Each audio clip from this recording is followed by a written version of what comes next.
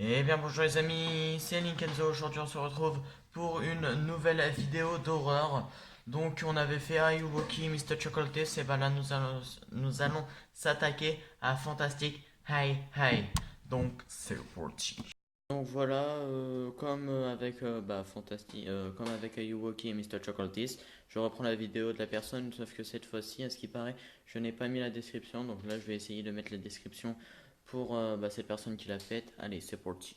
Téléchargé en 2009 par l'utilisateur CreepyBlog, qui n'a pas posté d'autres vidéos, et a cumulé plus de 13 millions de vues depuis, la vidéo est entièrement centrée sur un personnage pâle ressemblant à un mannequin appelé Tara the Android, qui chante la chanson Eiffel Fantastique à travers un simulateur de voix bizarre. On aperçoit une musique d'un synthétiseur atonal en arrière-plan. Il n'y a pas beaucoup plus de choses dans le clip.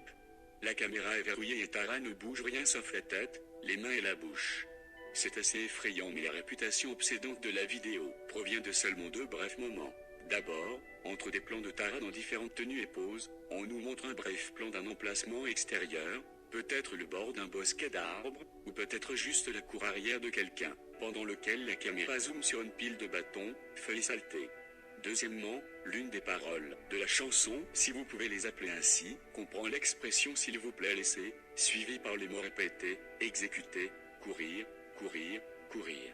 Ces deux détournements étranges du thème répétitif ont amené certains spectateurs à soupçonner que le créateur de la vidéo, qui s'appelle John Bergeron, avait commis un meurtre, que le plan extérieur montre où le corps de la victime est enterré et que Tara porte les vêtements de la victime.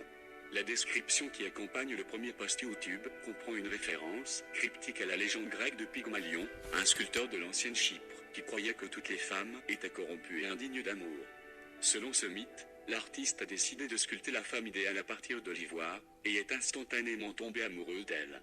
En découvrant cela, la déesse de l'amour Aphrodite a plaidé Pygmalion et a apporté la statue à la vie.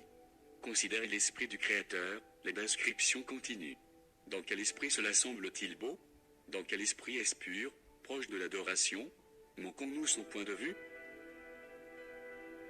Cette référence mythique a donné naissance à la rumeur selon laquelle Bergeron avait assassiné une femme nommée Tara, qui, pour des raisons inconnues, n'avait pas réussi à atteindre son niveau de perfection.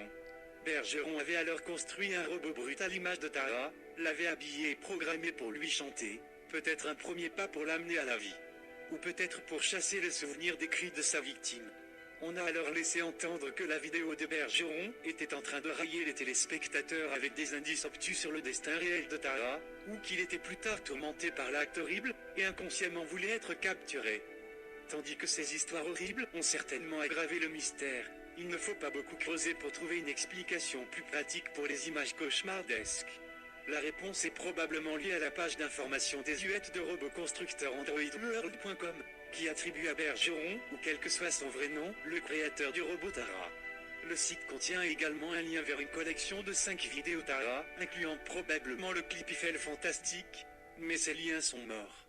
En novembre 2015, l'utilisateur russe de YouTube Brant Smetana a téléchargé ce qu'il prétend être la version complète, qui dure près de 15 minutes, ce qui correspond à la description d'une compilation de vidéos Tara en DVD/téléchargement, mais depuis été retiré de YouTube. Selon le peu d'informations qu'on peut tirer du site, Bergeron a construit Tara à partir d'environ $2000 de matériel, incluant un mannequin de formation dentaire, dans le but ultime de la promouvoir comme la première star de la musique Android. Son plan était de prendre l'acte de Tara sur la route pour les spectacles, une fois que certaines mises à jour matérielles ont été achevées. Bergeron n'a jamais expliqué quelles seraient ces mises à jour. Pour des raisons inconnues, il n'y a eu aucune mise à jour sur le projet de Bergeron depuis 2006, et aucune autre information sur Tara n'est disponible à part les creepypastas telles que celle de Farod. Cette absence de 10 ans a déclenché une nouvelle légende du web. Tara avait, en quelque sorte, pris conscience de soi et tué son créateur. Jusqu'à présent, aucune preuve solide n'a été trouvée pour confirmer l'une de ces rumeurs, ou la véritable identité de Bergeron et sa localisation. Même si les informations du site sont légitimes, elles n'expliquent toujours pas grand-chose. Alors, que pensez-vous de cette histoire sur l'Android Tara? Est-ce que Bergeron a vraiment été tué par le robot? Est-ce une coïncidence? Bref, donc ça après c'est des trucs non intéressants. J'espère que la vidéo vous a plu. N'hésitez pas à vous abonner, à liker et moi je vous dis peace.